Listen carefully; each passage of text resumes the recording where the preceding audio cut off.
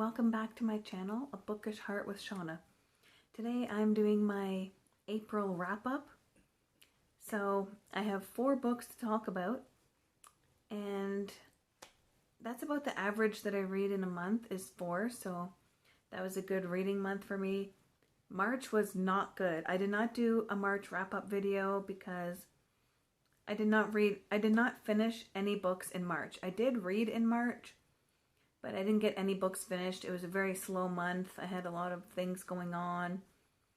So I'm kind of disappointed in that. But I've read 11 books so far this year out of my goal of 35 for the year. So I'm right on track. So I have 4 books to talk about. I'll try to keep it brief. The first one that I finished was Broken Throne by Victoria Aveyard. This is book 4.5 out of the Red Queen series. It's not actually part of the series, so it's not like book 5. It's just extra content, kind of like a side story. And I actually was lucky enough to find a signed first edition. This was actually sold brand new. It says signed first edition on the indigo.ca website. I also purchased the Red Queen box set from there. But when I was looking for this one to buy it separately, they had a regular edition or this signed edition, which was the exact same price. I'm like, I'll just get that one. So yeah, that's kind of lucky. I really liked this. I gave this one 4.5 stars out of 5. I was surprised to see that I had read half of it before. The first 2 short stories, Queen Song and Steel Scars, were actually previously published in a collection called Cruel Crown. And I didn't know that they were in here, so I was kind of went into this expecting it to be all new content.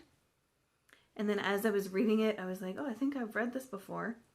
So like the first half of the book, and this is a big book. This is over just under 500 pages, and the first half of this book I had already read previously. So that was a little disappointing. However, Queen Song is still one of my favorite Red Queen stories.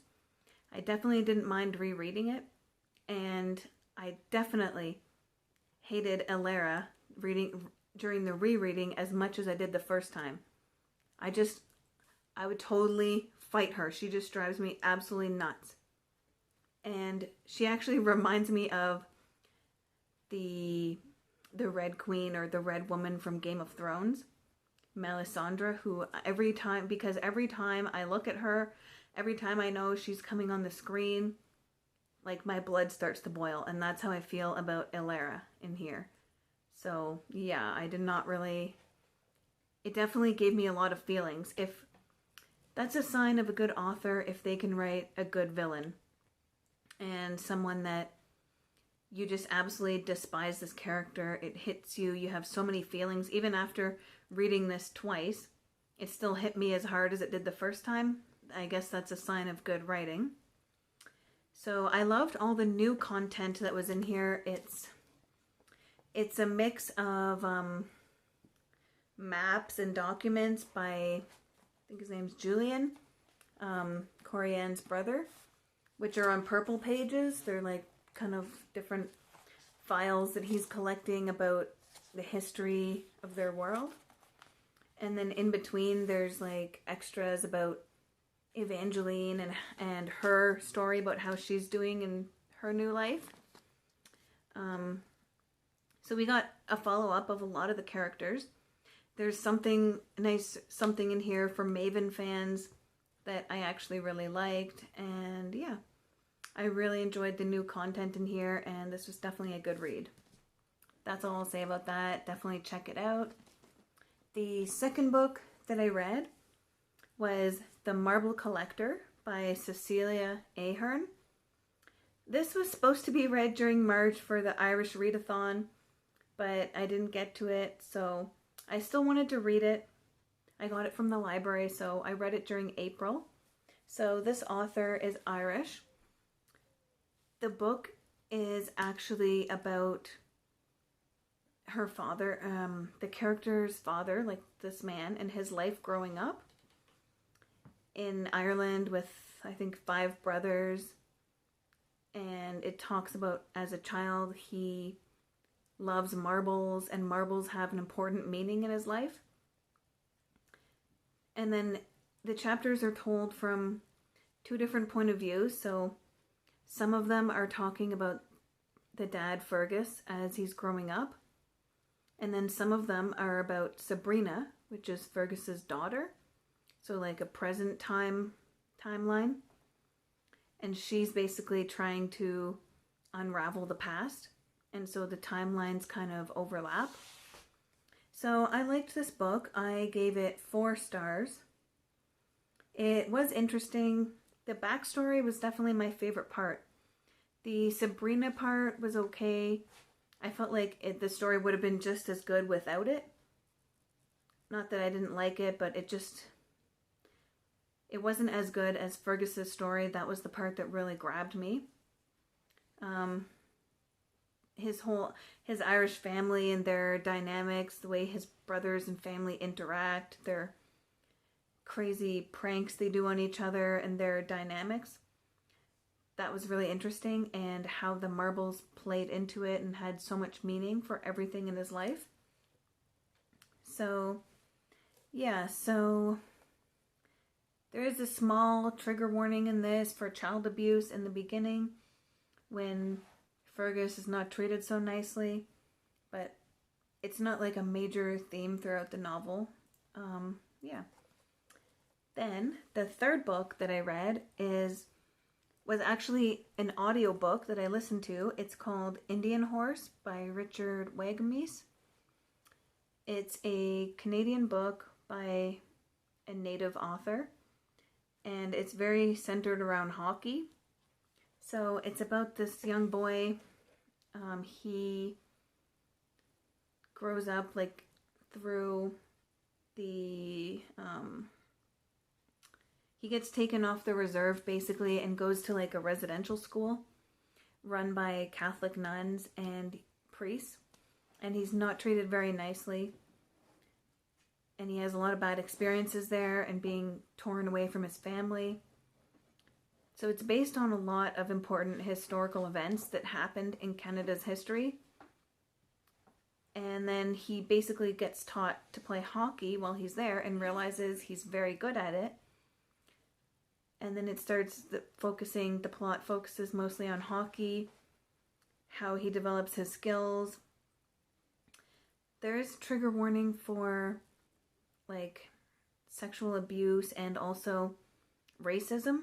And racism plays a big part in this story.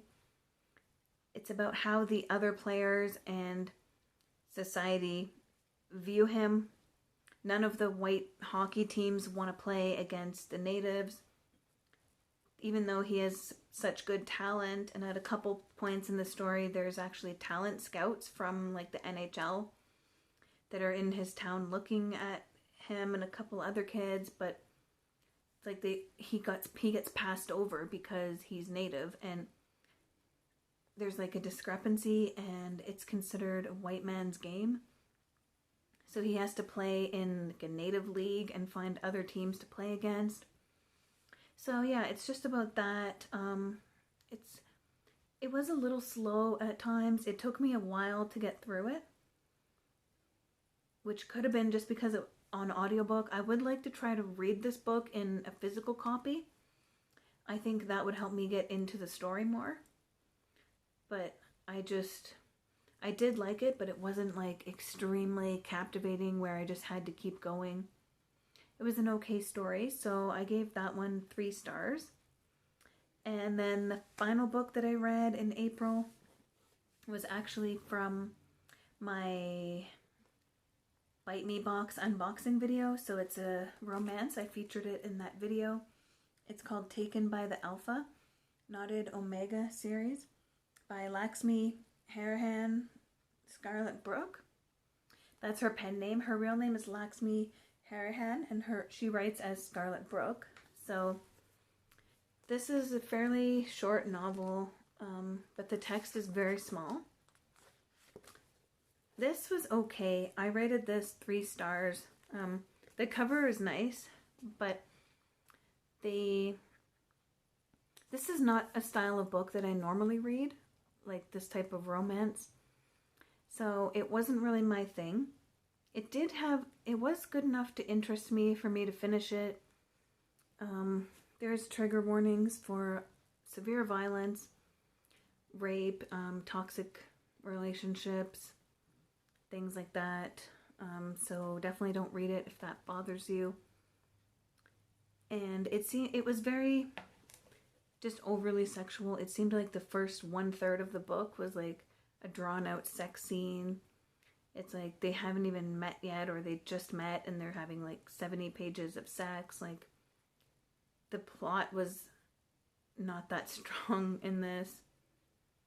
The characters were likable.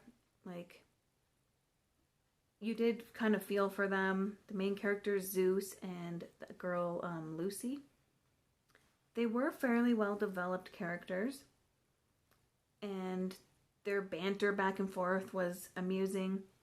The way that Lucy tries to be feisty and answers him, and there were parts that made me smile. I did get very tired of the overused phrases, like when she constantly said slick over, like over and over, like 1,000 times, like use a different word for it. And it was very repetitive with the sexual words and the sexual scenes, but overall this was okay. That's the author there. I don't know if I would read any more in this series, but I didn't totally hate this book. I gave it 2.5 or 3 stars. So yeah, so those are the 4 books that I read in April. I'm planning to read 4 or 5 books in May. And I'm trying to participate in the Medievalathon. I'm sorry I didn't make a video about it, but I will be doing that soon.